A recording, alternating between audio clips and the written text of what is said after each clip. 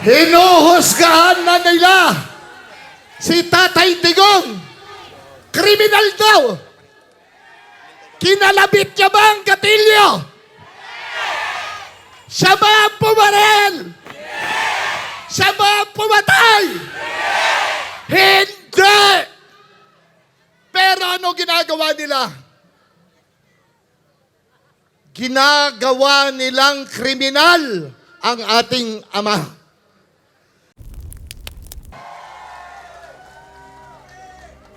Magandang gabi po, Pilipinas! Naku po, pag-akyat mo pala dito sa entablado, dito mo makikita kung ganong karami ang nagmamahal kay Tatay Digong. Alam niyo po, kanina nagsalita si Senator Bato de la Rosa. Ramdam na ramdam ko ang puso niya. Nang gagalaiti siya, nang gigigil siya. Kasi wala siya sa tabi ni Tatay Digong nung mangyaring kidnapin siya at ipinamigay sa ICC. Ramdam na ramdam ko po. Alam ko, ramdam niyo rin siya.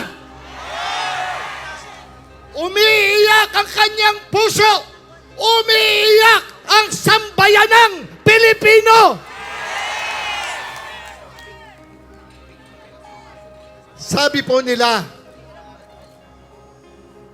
pag-asa. Nadinig nyo yan ilang beses kanina sa mga tagapagsalita. Meron tayong pag-asa dahil malaki ang Diyos natin. At sinisiguro ko sa inyo, kung taimtim kayo na nagdarasal para kay Tatay Digong, makakauwi ang ating Ama.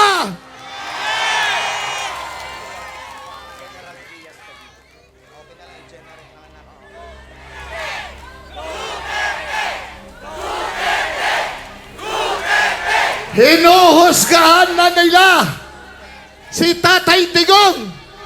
Kriminal daw. Kinalabit niya ba ang gatilyo? Siya ba ang pumarel? Siya ba ang pumatay?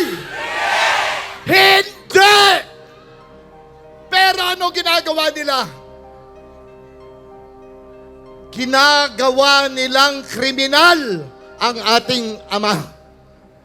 Ang presidenteng pinagtanggol ang mga Pilipino, lalo na pinakamahihirap na mahirap.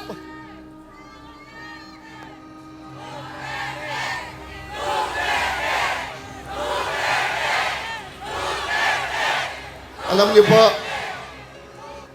noong March 11, hindi ko alam kung sino mga nakarating sa inyo. Sa airport, sa Villamor Air Base. Kami po maghapon doon. Nakikiusap, nagmamakaawa na sana papasukin kami. Makita man lang. Ako po, sinabi ko na sa mga sundalo, huwag nyo na akong papasukin. Nagmamakaawa ako sa inyo. Papasukin nyo si Atty. Torion at Atty. Vic Rodriguez. Ayaw. Meron daw strict orders na walang pwedeng papasukin. Nakita nyo bang nakapasok ang ating Vice President Sara Duterte? Hindi rin nila pinapasok.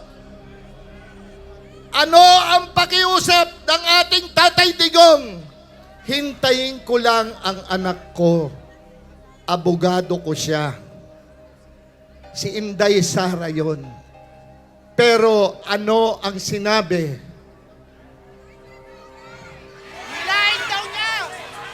Nung in charge, sabi niya, wala na hong pwedeng pumasok. Tapos narinig pa nating lahat, nakita pa natin sa video, Hihilahin ko yan. Wala akong pakialam. Hihilahin ko yan.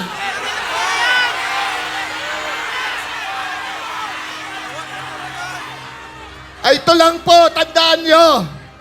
Hindi natutulog ang Diyos.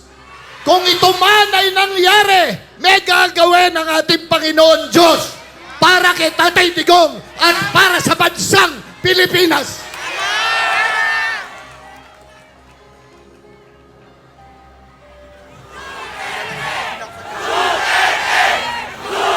Ibalik nyo sa amin ang aming Ama!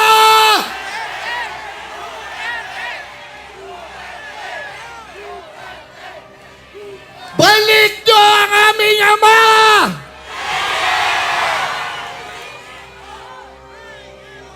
Alam nyo, lahat tayo nagdarasal para sa Kanya. Pero huwag nyong kalimutan ipagdasal ang ating mahal na Vice President Inday Sara Duterte. Meron pa ho mga darating. At alam ko, alam nyo yan. Nagpe-prepara sila para sa impeachment. Nagnakaw daw si Inday Sara. Naniniwala ba kayo doon? Ay, ito naman at sa akin. At sa 32 million na nagtiwala at nagmamahal sa ating Bibi Sara, walang magnanakaw na Duterte.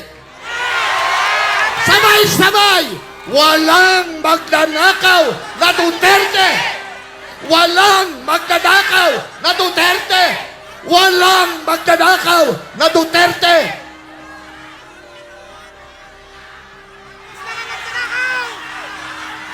Duterte!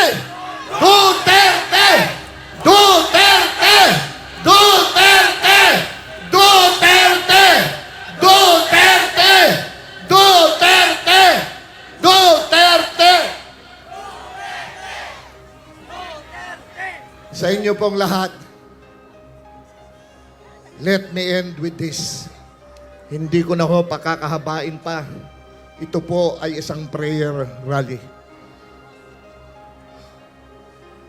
Whoever dwells in the shelter of the Most High will rest in the shadow of our Almighty.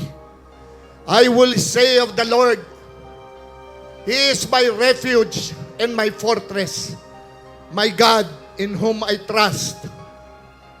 Surely He will save you from the faller's snare, Tatay Digong, and the deadly pestilence. He will cover you with His feathers, and under His wings you will find refuge.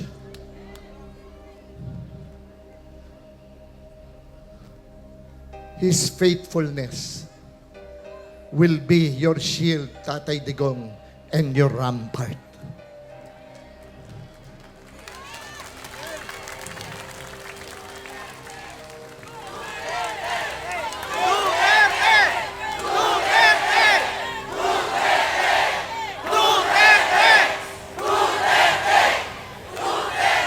Sa atin pong lahat, buong Pilipinas, buong mamamayang Pilipino, tandaan nyo, inialay niya ang buhay niya para sa ating lahat.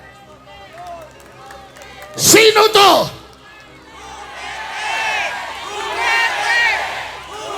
Sino siya?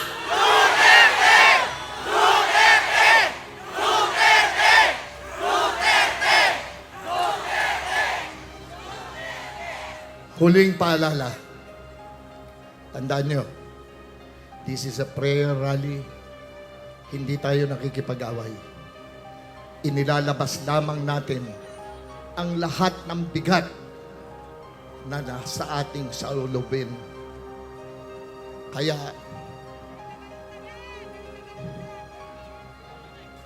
galit ako sa loob. Umiiyak ako sa loob. Ilang araw na umiiyak ang puso ko.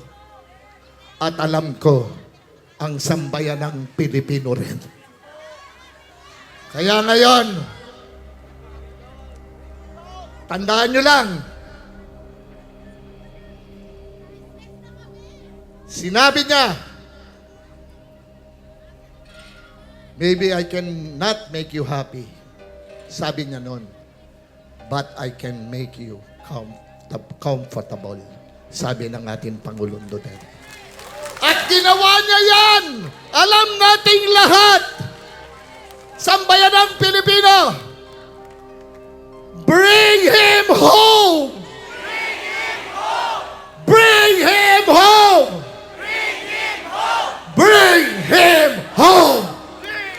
Magandang gabi po sa ating lahat.